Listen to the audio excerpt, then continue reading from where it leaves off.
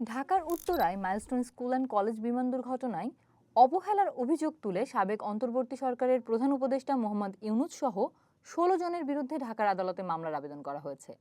বৃহস্পতিবার ঢাকার মহানগর হাকিম আরিফুল ইসলামের আদালতে এ আবেদন করেন নিহত শিক্ষার্থী উক্কোসাইং মারমার বাবা হুসাইমং মারমা। বাদীপক্ষের আইনজীবী এ কে এম শরীফ উদ্দিন জানান, আদালত বাদীর জবানবন্দি গ্রহণ করে আদেশ পরে দেবে বলে জানিয়েছে।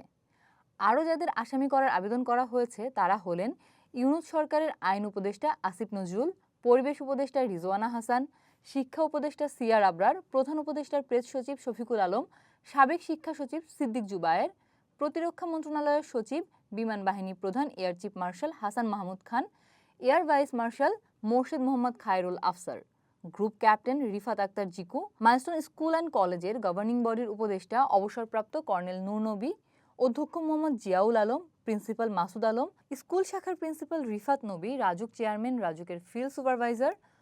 গত বছরের ২১ জুলাই দুপুরে বিমান বাহিনীর একটি প্রশিক্ষণ বিমান মাইলস্টোন স্কুল অ্যান্ড কলেজ ক্যাম্পাসের একটি ভবনের মুখে বিধ্বস্ত হয়। দেশের ইতিহাসে সবচেয়ে বড় এই বিমান দুর্ঘটনায় ৩৬ জনের মৃত্যু হয়, যাদের বেশিরভাগই শিশু। মাইলস্টোনের দুর্ঘটনা তদন্তে গঠিত কমিটি গত ৫ নভেম্বর তখনকার প্রধান উপদেষ্টা মোহাম্মদ ইউনূসের কাছে প্রতিবেদন জমা দেয়। এতে বলা হয়, প্রশিক্ষণার্থী পাইলটের উড্ডয়ন ত্রুটির কারণে বিমান বিধ্বস্ত ও হতাহতের ঘটনা ঘটেছে।